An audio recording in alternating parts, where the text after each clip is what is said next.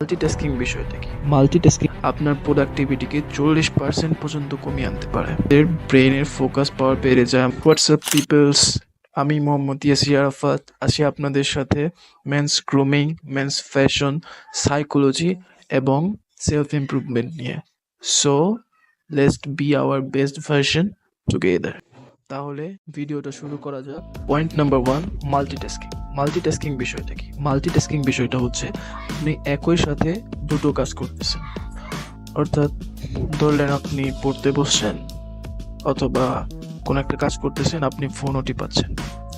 এইরকম সিচুয়েশনকে বলে মাল্টিটাস্কিং। অনেকেই মাল্টিটাস্কিংকে স্কিলস হিসাবে দেখে। মাল্টিটাস্কিং কোনো স্কিল না। মাল্টিটাস্কিং আপনাকে ধীরে ধীরে দুর্বল করে দিচ্ছে, আপনার ব্রেনকে দুর্বল করে দিচ্ছে।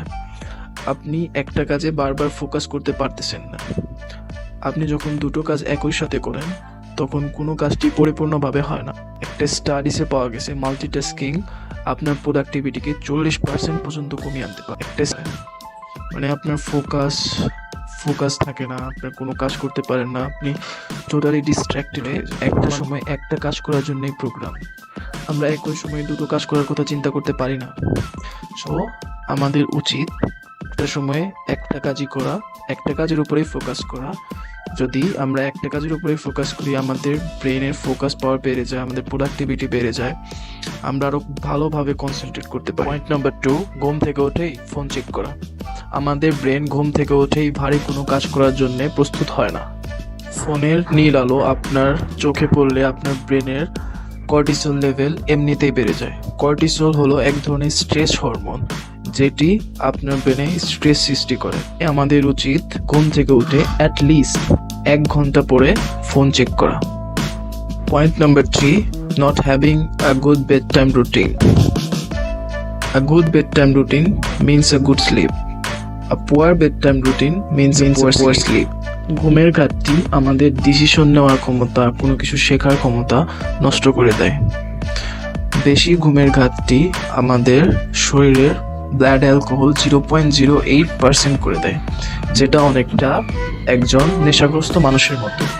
তার মানে বেশি ঘুমের ঘাটতি যাদের থাকে তারা অনেকটা নেশাগ্রস্তদের মতোই আচরণ করে। Point number 4, drinking coffee more than water. কিন্তু এই কফিতে থাকে ক্যাফেইন।